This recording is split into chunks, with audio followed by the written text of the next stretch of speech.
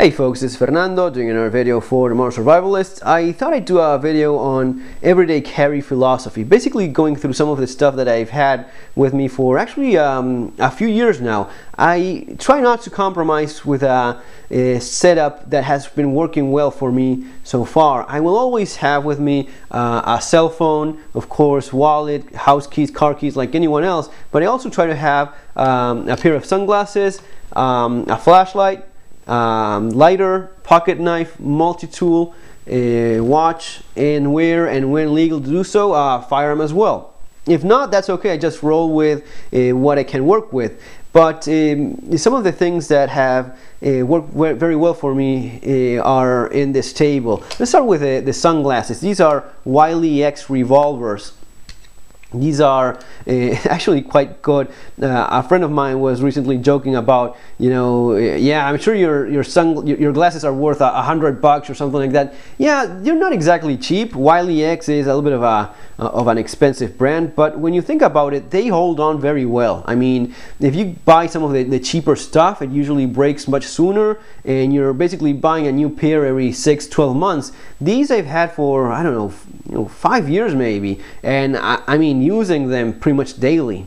If I don't have them with me, I more than once, if I was rushing out or something like that and I forgot them, I went back into the house to get them because it bothers me not to have them. And the quality is there. It doesn't distort the image nearly as much as some of the cheaper brands would. They hold on very well in spite of having dropped them so many times, many bumps there. They're safety glasses as well, so they provide protection to your eyes. And I find them to be just the exact shade of darkness, so that it's not too dark, not too much light through, which makes it comfortable. So they're basically great. I like them a lot, and gonna be having them for as long as they hold on. And probably when they eventually break, like everything eventually does, I'll be buying Wiley X again. In terms of cell phone, I don't buy always the latest, best cell phone, but I try to update every once in a while. The Note 2 is what I'm using now. There's already like Note 4, but I don't go out there buying the latest, trendiest piece of gadget, just something that works. My previous phone was a very old iPhone. I think it was an iPhone 3GS or maybe even 3G only. That was a little bit of too old tech, So eventually, every once in a while, you need to update. I'm also happy to have gone to Android and got rid of iPhone's iOS, which is completely ridiculously bad in so many areas. I'm just so happy of using Android now. You just plug it to the computer, move files back and forth. It's so much easier. And I get it that the iOS software is maybe a little bit easier to use for people that are inexperienced, but I think that if you have basic computer knowledge, if you're able to use a USB flash drive, you're going to be finding so many advantages on a iOS phone. Just plug it in using a normal micro USB charger, and it's so much more compatible with everything else that you're using, while iPhone always has problems. I mean, iTunes is probably the most ridiculously stupid piece of software I've seen in my life. In terms of case, the OtterBox Defender, I've done a video about this before.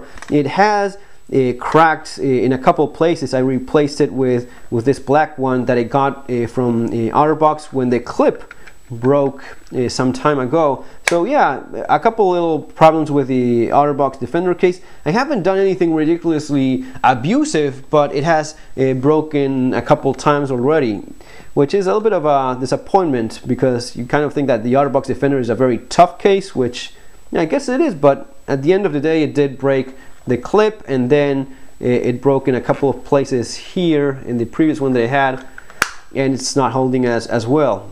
OtterBox being a good brand, they send me a new one and such, but a little bit of a disappointment there. Still protects the phone, which is, I guess that's the point of having the case.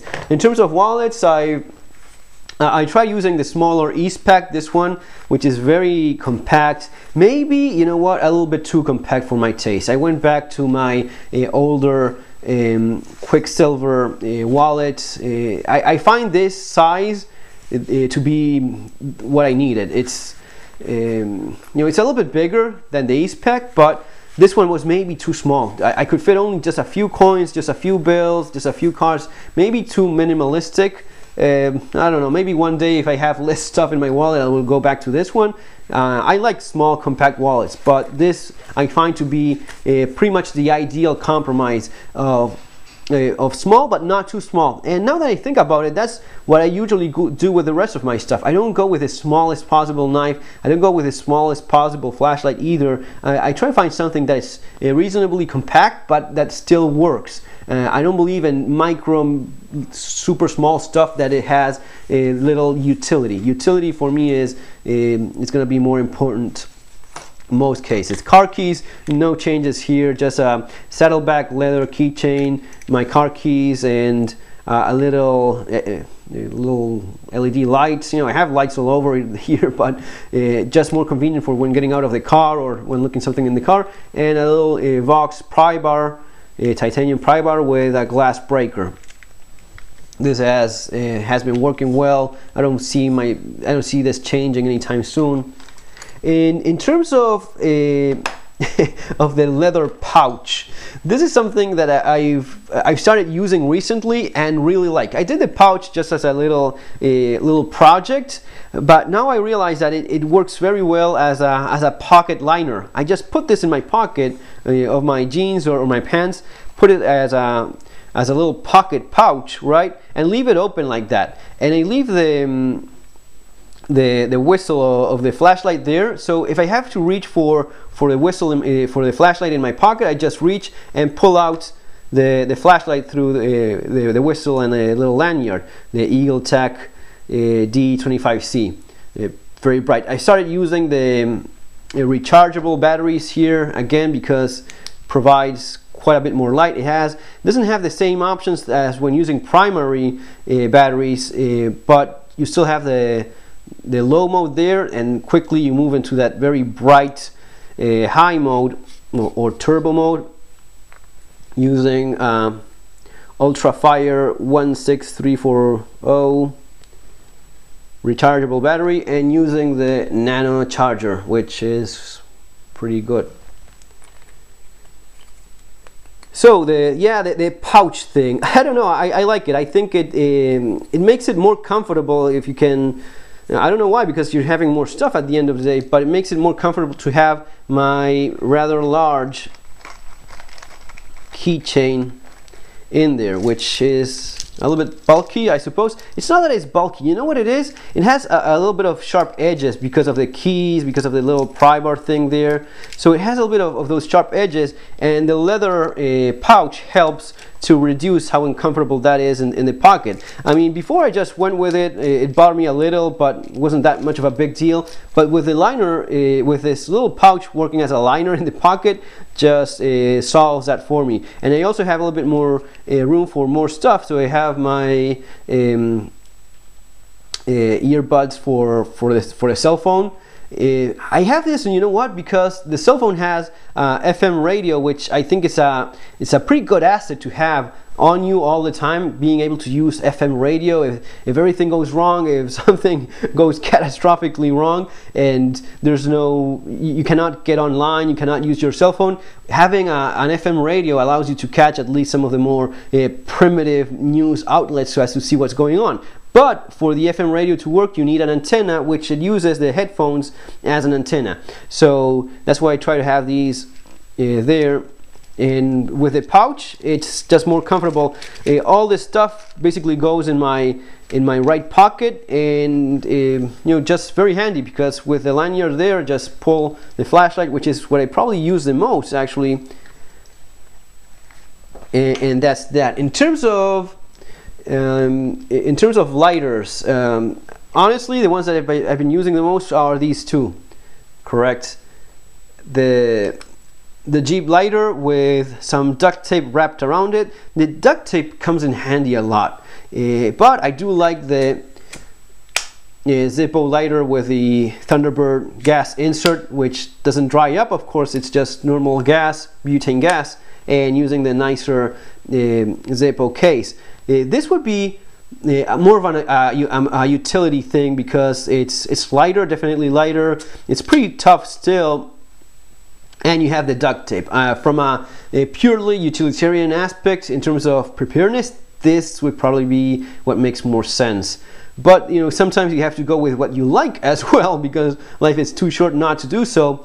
So I mostly find myself, to be honest, using my Lucky Charm Zippo lighter, which still works well and doesn't dry up as a normal Zippo would.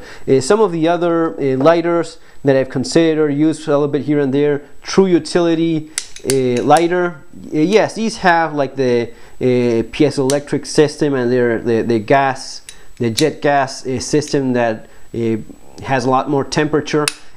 For practical use, I think that these are more likely to fail than normal lighters that use just a normal flame. These with the piezoelectric system, it's a little bit more likely to fail than the more conventional lighters. For me, a big or normal the typical disposable lighter, it's a little bit more rugged, more resistant. Yeah, here we're pretty much in that ballpark. So you have the gas. You also have the flint and wheel system, which allows you to at the very least do sparks, which is okay. At the same time, I have in my keychain, I have the same old stuff that I've been having for quite some time. The mini champ, Victorinox mini champ, the Olight i3s EOS, a little UV light for a number of applications, cruiser fit USB drive, important files, Pico pry bar, and the titanium lighter as well. So I do have a backup for the lighter as well. Pretty much I have backup for everything here, except for maybe the cell phone, which is the only thing that if it broke, I wouldn't have another one. Pretty much I end up having like 3 knives, 3 different flashlights here and there. So yeah, I do believe in having backups of pretty much everything. In terms of knives, again, depending on where it is I am, what it is that I'm doing, and what I can or cannot carry with me, I believe that still the best combination is this one, the Cold Steel Vaquero Voyager extra large one. I think that it's, you know, maybe the best big blade that you could possibly have, and pairing it up with the Leatherman Charge, I mean, it's a combination that for me has worked for so many years. Whenever I can do that, I will go with this combination. If not, I will go with something else if that's what I have to go for. I think that the smaller Voyager, I think this is a large. This is still okay. I wouldn't go for anything smaller than this. This is, at least to me, in my opinion, this is a small blade. Anything smaller than this, at least the way I see it, is just too small. If I cannot have one of these, I will probably go with this combination. All right, some of you folks were asking about UK knife laws. Well, basically these two are perfectly legal to have, with no carry around in the street with no reasonable explanation. Basically, the UK law in terms of knives says that if you're having a fixed blade or a locking blade, you have to do so when doing an activity, a legal activity that requires it for example, if you're backpacking, bushcrafting, that sort of thing, you're in a trail, you have a fixed blade, that's perfectly okay. It's perfectly legal. With a non-locking 3-inch blade or sub 3-inch blade, you don't need any reasonable explanation so as to have it with you. You just have it because you just want to have a pocket knife with you. When that's the case, I will probably go with these two, the Boker Trans Plus. I think it's Boker Trans, which is a non-locking.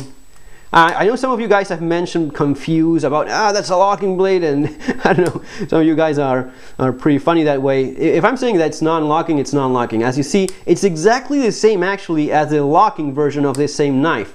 The difference is only that if you're going to be carrying the locking version of it in UK, you have to have a reasonable explanation, a lawful reasonable explanation so as to carry it. It's exactly the same, but this piece here moves to lock the blade. This one has a slip joint system, I think it's called, which just holds it there but doesn't actually lock it. So it's what they call a UK legal carry knife.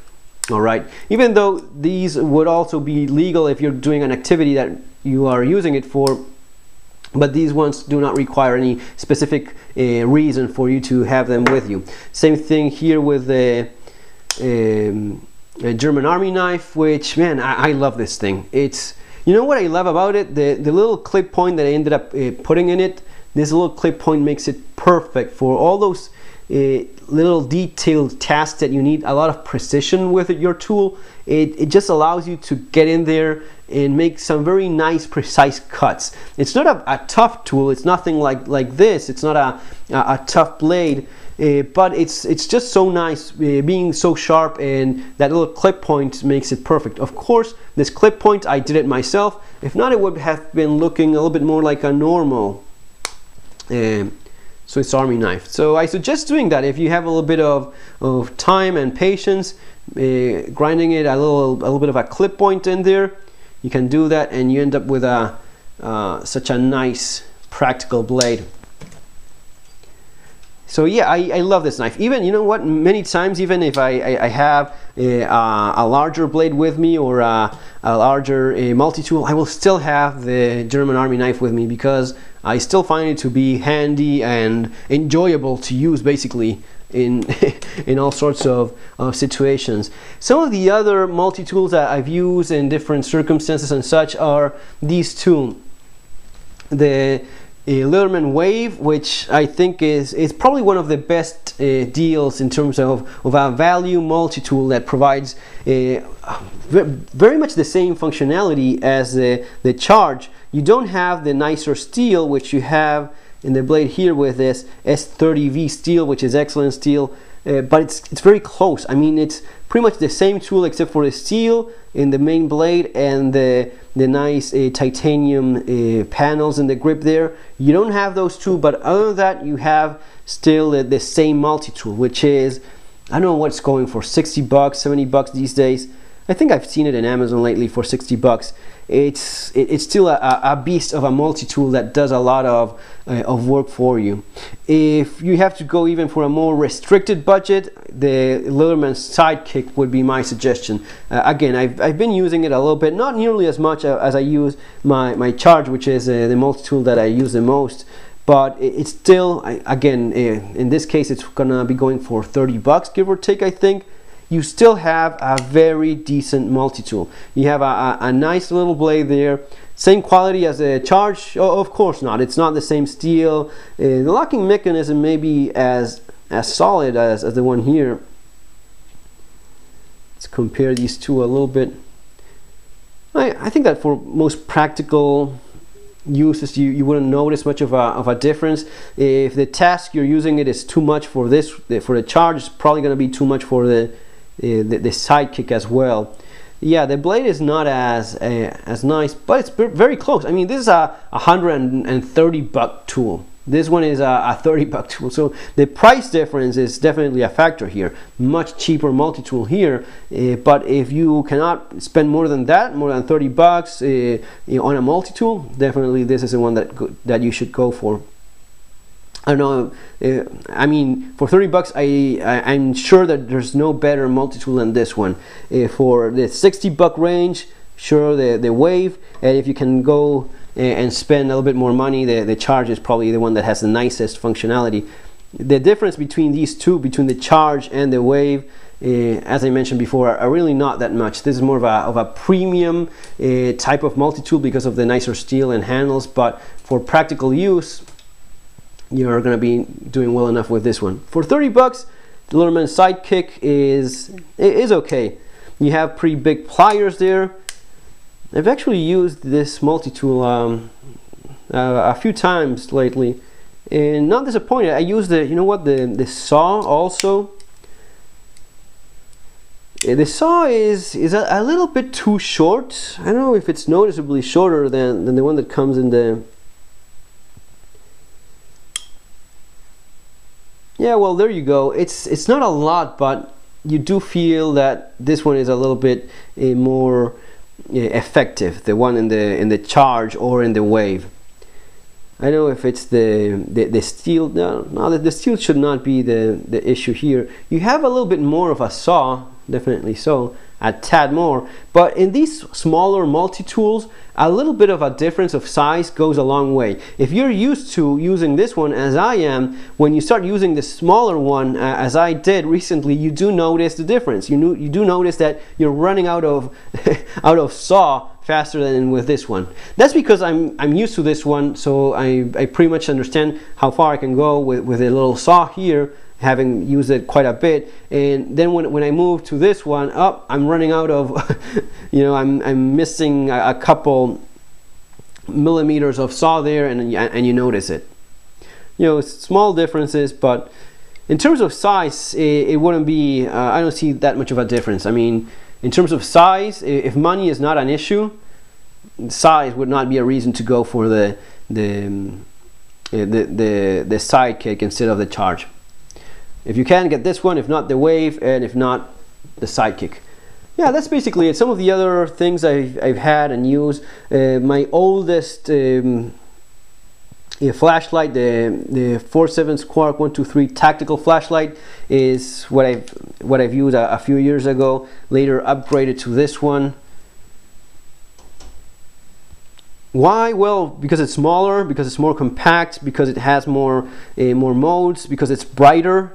So yeah, it got to that point where there was something definitely better. Well, maybe not a huge difference, but I considered it a difference, an advantage, a difference enough worth upgrading to. So I went with this one. Let's see, brightness in the high mode there. Well, as you see there, I think it's pretty clear. Let's change modes there for a second. The 4/7 and the Eagle Tech. 4/7 Eagle Tech. The difference is there. This one, the Eagle Tech with the rechargeable batteries, is definitely brighter. So yeah, you know, if in a situation where the brightness difference would help, I much rather have one that it's more bright, that has more lumens. The other flashlight that I really liked is the Streamlight Sidewinder Compact 2. It's not nearly as bright, but it has a ton of different modes. You have infrared light, you have blue light, you have white light, you have that strobe mode, you have the different outputs, and it's tough as nails. The only thing, it's a little bit too bulky. I think this, I've said it before when I did the actual review of this this flashlight, I think this is the ideal survivalist flashlight. Most of all because it works with CR123A batteries, it works with AA batteries, and it works with AAA batteries. It pretty much works with any battery you're likely to come across during a disaster scenario. This is, at least for me, the ultimate survivalist flashlight. I love the way in which this little thing eats any kind of battery that you can have. You have a LED that's about 80 lumens, not the brightest, so that would be another thing. This one is closer to 300 lumens versus 80 lumens. You have a difference there. For practical reasons, you're okay with 80 lumens and some of the lower modes, but it's nice to have more brightness as well. But for me, what made it most of the difference was the size. I mean, for pretty much, you know, less than half the size, you have a flashlight that is even brighter. So yeah, every once in a while I still carry this one, but to be completely honest, every other day you will find me with this in my pocket. That's basically it, folks. Oh yeah, in terms of watch, right this moment I'm using the Seiko Black Monster. I don't know, just try to change a little bit, although this is 99% of the time this is what I will have with me. It's lighter than the Seiko, it's probably tougher, you have a ton of functions there. It doesn't need any batteries. Here you don't need any batteries either, but you have to keep using it and moving it, because if not, it will not last longer than a day. Still a very nice watch. I don't know what you guys think about it. Which one do you like best? I think this is still, and you know what, I like the way in which it's aging, with a little bit of scruffs and marks here and there. I still think it looks pretty good. Seiko Black Monster is still a very nice watch, but again, with that modern survivalist mentality of maximizing utility in every little detail that you could go for, you would have to go with this one. This is the one that definitely provides the most functionality, especially with a compass, with a weather, barometric pressure chart there, gives you a good idea of weather, and all those things just make it a more versatile and rugged tool. Guys, that's all for now. Just a little bit of thoughts here and there on pocket, everyday carry, and some of the stuff we have around with us. Folks, remember to subscribe, take care, have a great day, and see you on our next video.